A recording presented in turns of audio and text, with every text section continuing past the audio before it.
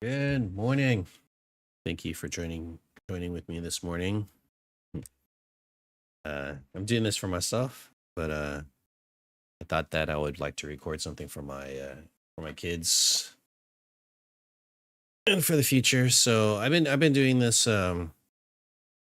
reading for the last 6 days. I'm on day 6 in Proverbs, and I'm just gonna go through Proverbs, and I'm doing this on a daily basis. And if you want to join me, maybe I'll make a link of my reading plan. You could join me on that one. Totally fine. But yeah, I wanted to get to read the Bible in a little deeper way, because I was telling you last time that I was just reading Bible in read the Bible in 3 years, which is kind of cool. It's like a chapter a day. Sometimes going through the Proverbs or the Psalms, kind of like a break with the regular grind of just reading. And basically, that's what it was. It was grind. So I decided to do the Proverbs to get a little deeper. We're going to go through like a couple of verses, sectional. It's kind of little sections of Proverbs, and just go over what it says about it. And so let me go ahead and read. I'm reading from the ESV, Proverbs 3:1-4. My son, do not forget my teaching, but let your heart keep my commandments. For length of days and years of life and peace they will add to you. Let not steadfast love and faithfulness forsake you. Bind them around your neck. Write them on the tablet of your heart, so you will find favor and good success in the sight of God and man. Okay, so yeah, let's go through it. First verses. In the initial reading, the first verses was kind of like the setup of,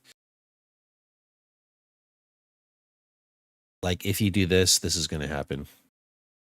So basically, do not forget my teaching was the main. Do not forget my teaching, and let it in. This is do not, but do this. So do not forget my teaching. Let your heart keep my commands. So teaching in relation to the commands, he's probably talking about the 10 Commandments or anything he's talking about.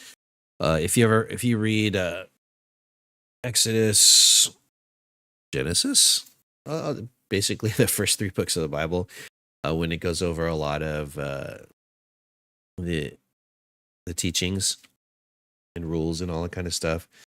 Mainly, I'm thinking of the 10 Commandments on this one, and you wouldn't want to think too deeply on it. What are the 10 Commandments? But you go back on that. I don't have it memorized. You could go through the Bible and just check it out. Where in the Bible are the 10 Commandments? There it is.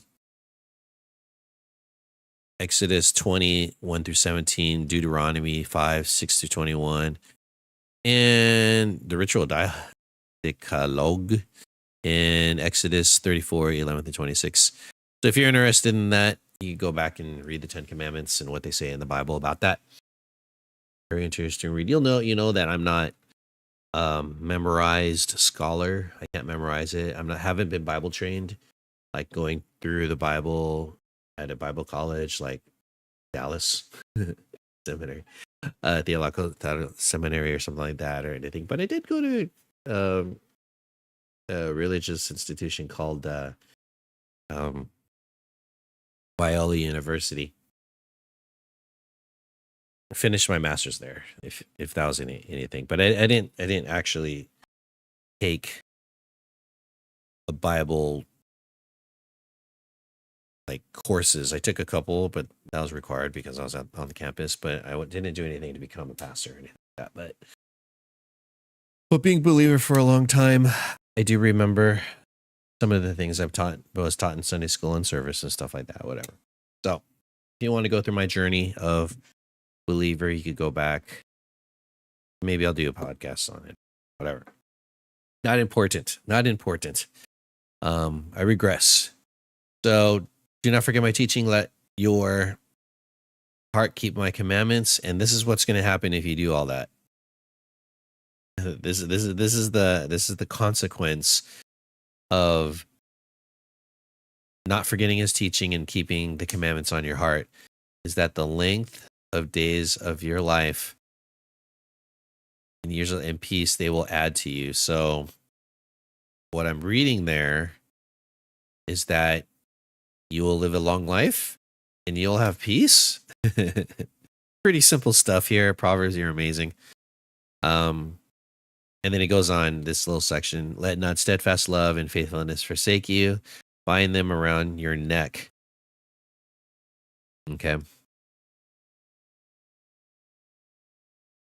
So again, it's doing that same thing. It's telling you, don't let that leave you. Put it around your neck. Write them on the tablet of your heart so that you will find favor and good success in the sight of God and men. So again, it's this whole I'm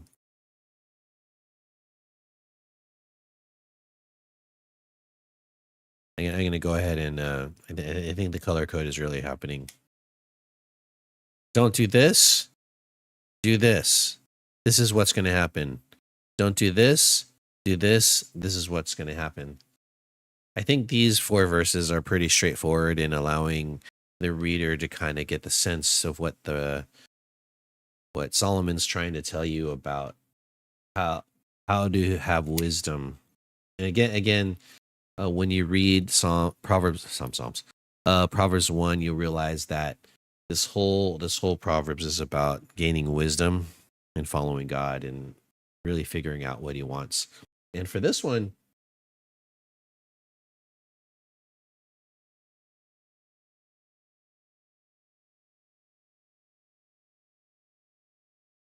and what this one is like here is that that's interesting. There's nothing interesting about this other than what's straightforward. It's really straightforward. Do not forget my teaching. Let your these things length of days. So if you are looking to have a life that is good, that you'll have good success, you'll find favor with sight and God and man. If you want to have peace and everything, then follow God's teachings. God's teachings is the way in which to go ahead and find that peace, find that success. Now, I do have to give a little caveat on the good success. In our Western mind, success means house, car, 6 figures, or some kind of material wealth that allows us to live our life here in the United States. I'm in the United States, if you didn't notice. I think I said that at the beginning of my recording.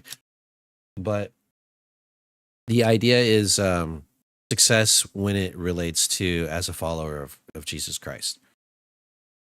And success has to do with what you are doing with your life. And I personally believe in the great commandment is go and make disciples. And my the way I quantify success is, am I going out there telling others about Jesus Christ? Am I meeting with others to tell them about Jesus Christ and to live life with them and to disciple them so that they themselves can go ahead and make more disciples? I firmly believe that the way in which to spread the gospel is to, one, go ahead and tell others about Jesus Christ. That's one thing. But another way, which I think is the more effective way, is just to have people in your life, to build relationships and to go ahead and enjoy life with other people. And as you're meeting other people, tell them, hey, if you're interested in getting deeper into the word, I'm willing to meet with you on a weekly basis. And I do believe that intentional meeting and talking about your life in relation to being a believer, a follower of Jesus, that's where it is. I could go into a whole thing on discipleship and everything like that, but I believe that everyone, whoever follows Jesus, should be discipling others. First and foremost, to your children, if you are married, as am I, to raise your children up, to disciple them. That's a really good starting point. I know it's a really good example of means to live life with others is when you have children because they're actually living with you. So it's a given. So that is the best place. And the first place you should be learning to disciple others is through your children. Are you raising your children to follow Jesus and to follow the commands and the teachings? Are you teaching them to love others, to be faithful, and all that kind of stuff? So, if I'm in relation to this particular verse, keeping the commands, steadfast love and faithfulness, those are the things. Not forgetting the teaching. Uh, yeah, you have to raise your kids in that way. Okay. But as for just regular life, like when you have friends and people who that you know and everything like that, yeah, go, hey, meeting with them intentionally. Uh, one thing. Now you could start by just having a regular hangout time during the week where you just meet with them, where you just meet them at certain places. That's fine. But eventually, you could kind of ask them if you want to share a life with them in your belief by just meeting on a weekly basis to go over the Bible. Now there's different programs or different ways in which you could go about that. I believe in um, a certain form of discipleship, but the main thing is just meeting with them. Okay, maybe choosing a chapter of the Bible to read together. Um, everything. I could totally go for a whole thing. Hmm. Maybe I'll do that on another one. But basically, I just wanted to finish up this Proverbs 3:1 through 4. Again, very straightforward. If you want to live long, it says length of days and years of life and peace will be added to you. So I guess if you're following God, you'll live longer. So it's saying right here in the Proverbs, you'll live longer. I guess if you're not following God and you're living a life of self gratification, selfishness, and trying to get your own thing, then yeah, there's a possibility that indulging in yourself could lead to a quicker death. I guess. Uh, if you're an extreme sports person, you could climb what could lead to your death. Yeah, I just read in the news recently. I forgot. It was a couple weeks ago. Oh, it was in the news that there's a man on his 23rd. He was 23 years old, famous influencer who was climbing El Capitan, and yeah, he fell to his death. And he was 23. He was traveling the world, climbing, making really good content and stuff like that. And then I don't know. I don't know what that has to do with that because I guess he's living life to the fullest. LOL. YOLO. You only live once and stuff like that. But was he following? I don't think. I don't think that has any relevance to what I'm doing right now. That just came to my mind. Like he could die really quick. Um, you never know. But yeah, we don't know the time or date when we're gonna die. It's a reality that we have to contend with, especially with me as I'm getting older. That reality.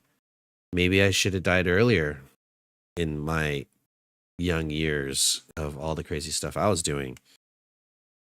Um, and so because I followed Christ and it led me in a different direction, I was following his teaching, trying to keep his commandments. My years have getting longer. I do feel like I have peace right now. Do I love others? Am I being faithful? Yeah, I'm doing all that stuff. It's on my heart and everything like that. And I feel like I have been successful. Generally, I have a family of four. I'm still with my wife. We're in our 16th anniversary. 16th anniversary. Crazy. Um, I think I've been successful. So anecdotally, I think these verses kind of relate to me because I feel like I've been doing that. So yeah, live life to the fullest. Follow his commandments and teachings. Live a life of love and faithfulness. And I think it'll go well with you. Now, how that manifests in your life, that's totally up to you. But for me, it kind of worked out. Um, anyways, hope you enjoyed this little reading. And yeah, hope you learned something. And I'll see you guys next time.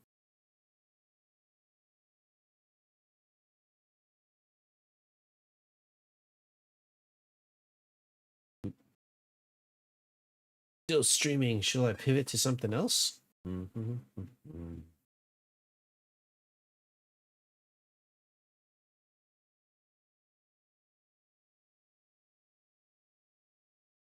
That's interesting.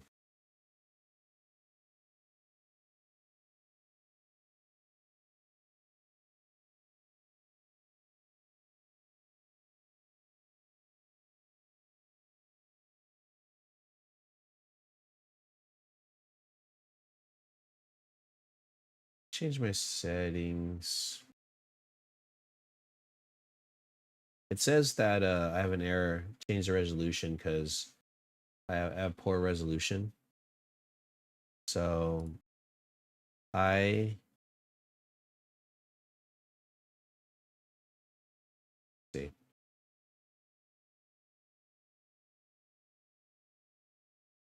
So I'm gonna stop my stream. I think I can only do this when I stop my stream. Let's see.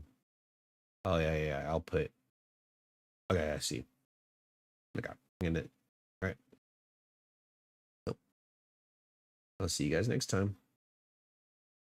No one was on the stream anyway, so good times, everybody.